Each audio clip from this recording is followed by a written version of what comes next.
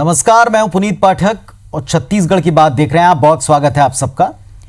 दवाओं का इस्तेमाल हम तभी करते हैं जब सेहत बिगड़ती है, लेकिन सोचिए जरा, जब ये दवाइयां आपकी सेहत बिगाड़ें तो कैसा हो।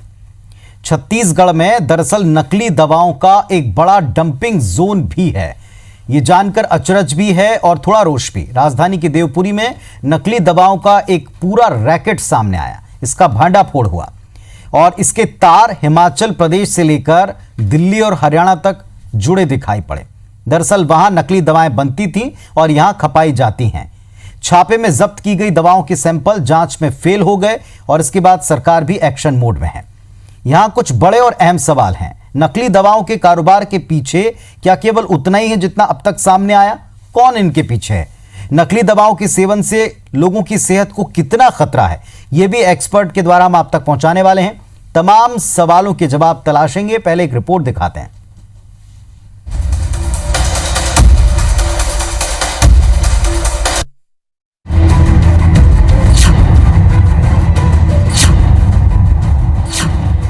सावधान, राजधानी में नकली दवाओं की सप्लाई। दवा के नाम पर बेचा जा रहा जहर। जहरीली दवा, एक्शन में सरकार। राजधानी रायपुर के देवपुरी इलाके के गौतम मेडिसिन सेंटर पर रखी ये नकली दवाओं का जखीरा है, जिसे शहर में चोरी छुपके खपाने की तैयारी थी। लेकिन 24 फरवरी को ड्रग विभाग ने छापा मारकर दवा माफिया के मंसूबों पर पानी फेर दिया। विभाग ने तकरीबन 20 लाख रुपए की दवाइयों को जब्त किया और जांच के लिए लेबोरेटरी में भेजा है। यहां सभी दवाओं के सैंपल फेल हो गए। इसके साथ ये खुलासा भी हुआ कि हिमाचल प्रदेश में अवैध रूप से चल रही फैक्ट्री में नकली दवा बनाकर छत्तीसगढ़ में खपाया जा रहा था। कहा जा रहा है कि देवपुरी के गौतम मेडिकल स्टोर का संचालक शिशुपाल और श्रवण मंधानी लंबे समय से नकली दवाओं के कारोबार में लगा था। उसके मेडिकल सेंटर पर छापे के बाद काले कारोबार का इंटर स्टेट रैकेट का भंडाफोड़ हुआ। कादिर नाम के शख्स के साथ मिलकर श्रवण मंधानी हरियाणा, उत्तराखंड और दिल्ली से नकली दवा मंगवाकर रायपुर में खपा रहा था। देखिए, अभी तक केवल एक गौतम मेडिकल स्टोर का जहाँ से दवाई हम लोगों ने पकड़ी है और वो सभी दवाइयाँ स्पूरियस हो गई है, मतलब 0%। कुछ दवाइयों में तो एकदम 0% कोई भी उसमें इंग्रेडिएंट नहीं है, तो वो पूरी तरह से नकली है और फूड्स में ड्रग्स एंड कॉस्मेटिक्स एक्ट के तहत उसमें कार्रवाई की जाएगी। जालसाजों का जाल हरियाणा, उत्तराखंड और हिमाचल में बिछा है। इस अंतर्राज्यीय कार्रवाई के दौरान कई लोगों की गिरफ्तारी हुई। ड्रग विभाग के अधिकारियों के मुताबिक जब्त दवाइयां सर्दी, खांसी और जुकाम के उपयोग में आती हैं। आमतौर पर लोग बिना डॉक्टर के प्रिस्क्रिप्शन के इन दवाओं को खरीदते हैं। इन दवाओं के सेवन से लिवर और किडनी खराब होने का खतरा बना रहता है। ये किनका है ये medicine centre? Sir Shravan Kumar Mandani का है। श्रवण कुमार मंदानी। पूरा नाम फिर से बता दीजिए। श्रवण कुमार मंदानी। जी, आपको नहीं पता था नकली है ये सब? नहीं सर, अपन को नहीं। कहाँ इनका काम चल रहा है? यही करते हैं ना सर, रायपुर से। नहीं, रायपुर में 5-6 जगह, 4-5 जगह। वो आइडिया नहीं सर, काम करते हैं। प्रदेश में पहली बार नकली दवा का इतना बड़ा रैकेट पकड़ा गया, जिसके बाद राज्य सरकार भी एक्शन मोड में है। जो सैंपल जांच में फेल हो गए हैं वो उपयोग में कतई नहीं आने चाहिए। ये अगर उपयोग में आ रहे हैं तो ये गंभीर लापरवाही विभाग की तरफ से है। सैंपल अगर भेजे जा रहे हैं तो वो अन्य बैच के गुणवत्ता को जांचने के लिए भेजे जा रहे हैं, वो सही प्रक्रिया सही है। लेकिन जो अमानक पाए गए हैं उनका उपयोग अगर हो रहा है तो ये बहुत बड़ी लापरवाही है। अगर कहीं भी ऐसा प्रकरण आएगा तो जरूर कार्रवाई। स्वास्थ्य मंत्री जी ने माननीय मुख्यमंत्री के निर्देश पे कार्रवाइयाँ शुरू की हैं और छत्तीसगढ़ में जो जखीरा जब्त हुआ उसके कारण अन्य राज्यों में भी इसकी कार्रवाई चल रही है। आने वाले समय में उनके खिलाफ कार्रवाई भी की जाएगी और छत्तीसगढ़ में नकली दवाओं का जो कारोबार कर रहे हैं उसके खिलाफ सख्त कार्रवाई की जाएगी। नकली दवा के गोरख धंधे ने सरकार की चिंता भी बढ़ा दी है। अगर वक्त रहते इस पर काबू न किया गया तो जीवन बचाने वाली दवाइयां जानलेवा भी साबित हो सकती हैं। सौरभ सिंह परिहार के साथ संदीप शुक्ला, IBC 24, रायपुर।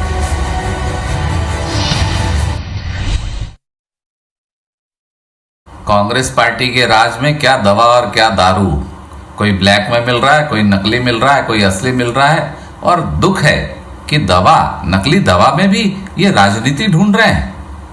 कठोर कार्रवाई की हम मांग करते हैं नकली दवाई बनाने वालों पर। भाजपा ऐसे लोगों को कभी प्रश्रय नहीं देती।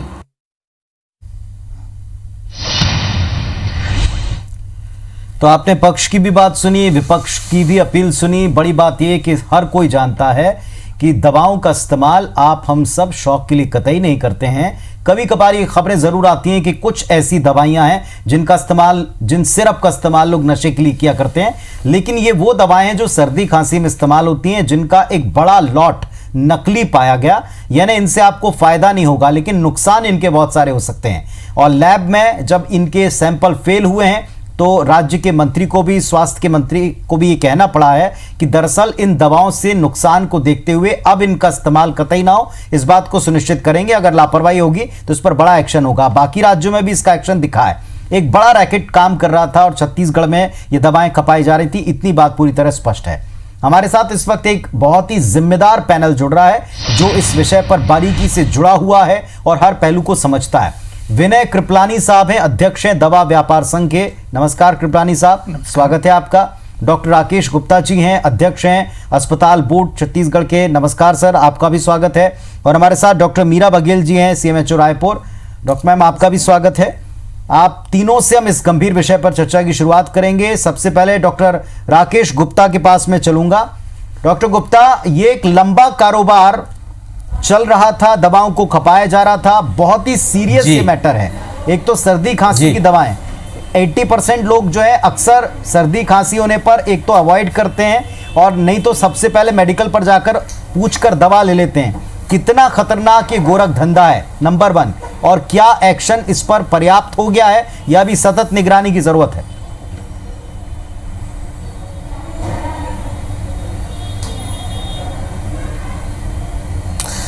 देखिए पुनीत भाई, सबसे पहली बात तो ये कि छत्तीसगढ़ एक बहुत सॉफ्ट टारगेट है। यहाँ से नकली दवाइयाँ, एक्सपायरी डेट की दवाइयाँ या फिर ऐसी दवाइयाँ जो प्रतिबंधित दवाइयाँ हैं वो यहाँ से छत्तीसगढ़ से झारखंड, बिहार और उत्तर प्रदेश के कुछ हिस्सों में ले जाई जाती हैं। और बहुत सारे हिस्से ऐसे हैं जहाँ पर ये दवाइयाँ बहुत आसानी से खपाई जाती। ये एक छोटा सा रैकेट पकड़ाया है। मुझे लगता है कि बहुत लंबे समय से छत्तीसगढ़ इनका एक गढ़ रहा है जहाँ पर नकली दवाइयाँ खपाई जाती हैं। विदर्भ के कुछ हिस्से में भी बहुत आसानी से यहाँ से दवाई ले जाई जाती है।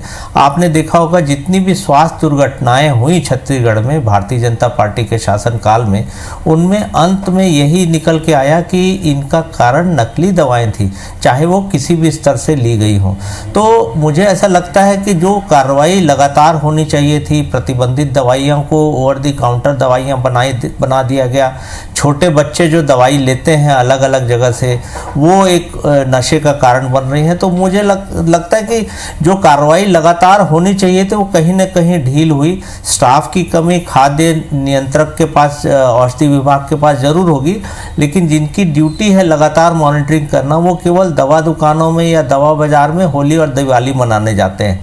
ये तो मुझे लगता है कहीं से स्ट्रांग इनपुट मिला, इसलिए ये बड़ा जखीरा पकड़ाया है प्रतिबंधित दवाइयों का। बाद में मुझे पता चला कि ये बद्दी से दवाइयाँ लेके आई गई थी, जो GST के कारण दवा फैक्ट्रियां बंद हो चुकी है। वहाँ से रात में जो उत्पादन होता है वहाँ से लाई गई दवाई थी। और जो कॉम्बिनेशन पकड़ाया है वो बहुत लंबे समय तक भारतीय दवा बाजार में प्रतिबंधित है। और उसकी क्या हालत होती होगी, ये दवाइयाँ ओवर द काउंटर खपाई जाएंगी या किसी झोला छाप के हिस्से आएंगी जो घर घर जाकर या गांव-गांव जाकर दवाइयाँ बांटते हैं।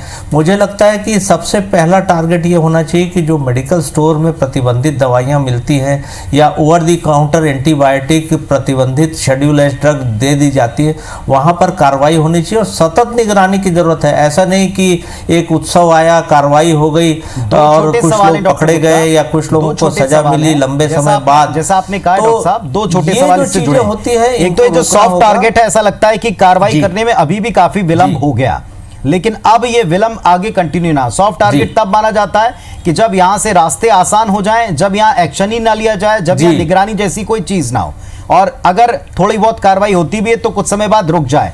अब इसके लिए क्या करना होगा, इसके लिए किस तरह के एक्शन की आवश्यकता है?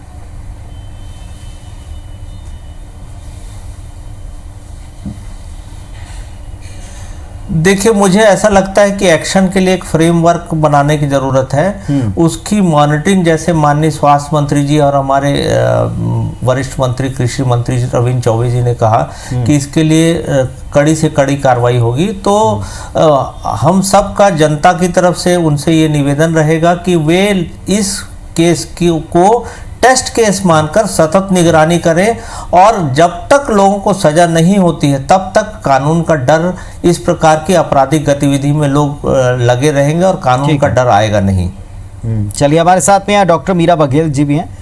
डॉक्टर बघेल, आप जैसे हम अक्सर ये देखते हैं कि डॉक्टरों को जब कभी भी आप उनके पास जाते हैं तो वो कहते हैं कि बिना प्रिस्क्रिप्शन के आप दवाएं ना लें। एक नया खतरा जो संभ्रांत वर्ग में, थोड़े पढ़े लिखे लोगों में, थोड़ा अवेयर लोगों में अब हो चला है कि अगर आपने किसी दवा का ओवरडोज लिया या ज़्यादा mg की दवाएं आपने ली तो आपके किडनी पर असर करेंगी।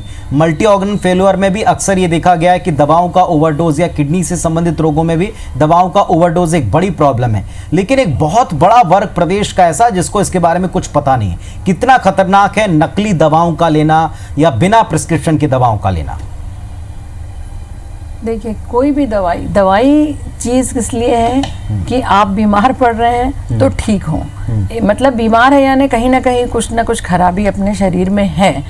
उस खराबी को दूर करने की बजाय, सही करने की बजाय आप अपनी मर्जी से कुछ भी लेके, कुछ भी खा के एक तरह से आप अपने आप को और नुकसान पहुंचा रहे हैं। तो ये तो बहुत ही गलत है कि बिना डॉक्टर के प्रिस्क्रिप्शन के आप कोई भी दवाई ना लीजिए। रायपुर शहर में हमारे पास हम लोग 18 PSC हमारे पास है जो शहर में ही है, बीरगांव और रायपुर मिला के। साथ ही साथ हम स्लम में भी जा रहे हैं। हम पूरे 1 महीने में 78 कैंप हम करते हैं जो स्लम में जाते हैं। जब सरकार ने इतनी सुविधाएं दे रखी हैं तो आप कोई भी किसी भी व्यक्ति को मैं ये कहूँगी कि इतनी सुविधाएं जब आपके पास है, हाट बाजार है, बाजार में हमारे डॉक्टर बैठ रहे हैं जो पूरी दवाइयाँ और जांच लेकर बैठते हैं, जब इतनी सुविधाएं आपके घर के पास मिल रही है तो आप अपनी मर्जी से क्यों दवाई खा रहे हैं?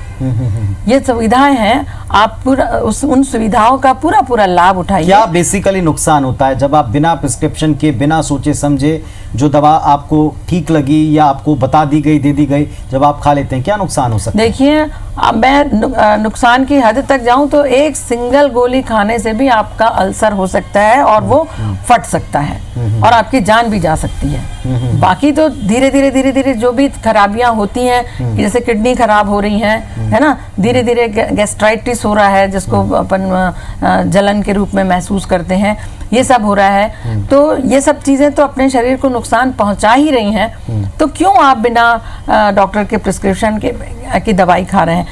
डॉक्टर आपको बताता है कितनी दवाई खाना है, कब कब खाना है, कैसे खाना है और कितने दिनों तक खाना है, कितना कोर्स आपको पूरा करना है। क्योंकि आप देर से बेर कभी 1 गोली कभी 2 गोली खाए तो आप उन दवाइयों से रेजिस्टेंस भी अपने आप में पैदा कर लेते हैं। और जब आप सही डॉक्टर के पास जाते हैं और वो जब दवाई लिखता है तो वो दवाइयाँ आपको असर नहीं करती हैं। तो आपको लगता है कि डॉक्टर को कुछ नहीं आता। ये बड़ी बात है कि डॉक्टर साहब कि इसकी कोई हिस्ट्री भी नहीं रखी जाती ना, हाँ, कि आपने कौन सी दवाई खाई, क्योंकि 1 या 2 टैबलेट आप लेके, 1 आध सिरप की बोतल लेके आप तो भूल जाते हैं और आपको याद भी नहीं होता कि आपको क्या खिलाया पिलाया गया। विनय कृपलानी जी भी हमारे साथ में अध्यक्ष हैं दवा व्यापार संघ के। विनय कृपलानी साहब, प्रैक्टिकली हम देखें ना तो एक बहुत बड़ा चलन है जो अब भी चलन में या अभी हम रूटीन में देखते हैं। किसी को थोड़ी बहुत दिक्कत हुई, सबसे पहले अपने नियरेस्ट मेडिकल स्टोर पर वो जाएगा और अपने उस व्यक्ति को थोड़ा बहुत मर्ज बताकर उससे दवा ले लेगा। ये जो नकली दवा का कारोबार चल रहा है, क्या दवा कारोबारियों को इस बारे में खबर है? क्या उनको अच्छी तरह से पहचान है कि क्या असली है क्या नकली है? क्योंकि पूरे आपके संघ पर या पूरे आपके दवा कारोबारियों पर इनसे एक शंका की उंगली उठती है। पुनीत जी, हम दवा का व्यवसाय करते हैं। हम भली बाती समझते हैं, दवा की संवेदनशीलता को समझते हैं। हम ये जानते हैं कि दवा मरीज की जान बचाने के लिए होती है। दवा जान ले ले ऐसी दवा हम कभी नहीं बेचेंगे, कोई जानकर नहीं बेचता।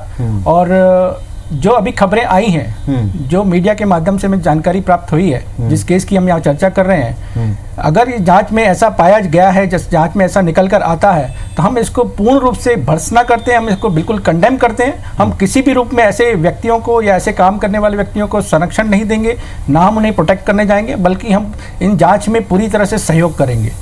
हमारा संघ डिपार्टमेंट को पूर्ण रूप से सहयोग करने के लिए तैयार है। नहीं, लेकिन एक बड़ा प्रश्न ये है कि क्या इस तरह की कोई कंपनीज हैं, क्या इस तरह के कोई स्टॉकिस्ट हैं, क्या इस तरह के कुछ मेडिकल पॉइंट्स हैं जिनकी वजह से पूरा का पूरा दवा कारोबारी एक तरह क्वेश्चनेबल हो रहा है, सवालों के घेरे में आ रहा है? क्या आप लोगों को पता है कि कुछ लोग शायद मुनाफे के फेर में रूल्स को ओवर रूल कर रहे हों या अनदेखी इनकी कर रहे हों?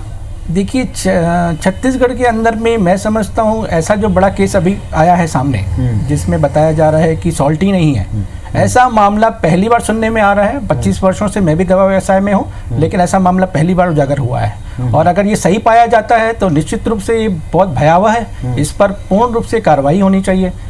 ठीक है, चलिए इस पर कार्रवाइयों की भी बात करेंगे। क्या हम कर सकते हैं, डॉक्टर्स की इस पर सलाह लेंगे और कितनी कार्रवाइयों की आवश्यकता, किन कदमों से रुक पाएगा, इस पर बात करेंगे। तो जहरीली दवा का एक स्टॉक पकड़ा गया, नकली दवाओं का एक जखीरा पकड़ा गया रायपुर में, और उसके बाद सवाल उठा कि दरअसल इसके लिए कौन जिम्मेदार है, कौन इसके पीछे, कितना बड़ा ये रैकेट है। ये प्रशासन को या जिम्मेदारों को पता लगाना कि रैकेट कहां तक फैला हुआ था, कितना खपा चुका है, कितना स्टॉक अभी कहीं और डंप करके रखा गया।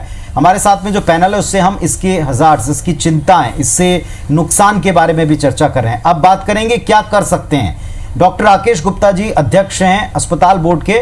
डॉक्टर साहब, क्या कर सकते हैं? 3 इसमें बड़े हिस्से हैं। एक तो है मरीज, उनका परिजन, दूसरा है अस्पताल, तीसरा है आप तमाम एक्सपर्ट जो इस व्यवस्था को देखते हैं और प्रशासन की मशीनरी। तीनों के लिए आपका मैसेज क्या है?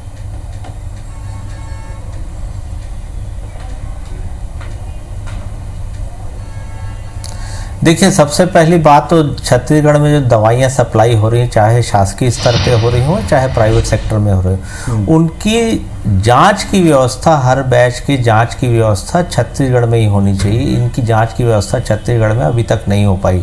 सबसे पहला फुल प्रूफ सिस्टम बनाने के लिए ये इंतजाम करना पूरी इच्छा शक्ति के साथ जरूरी है।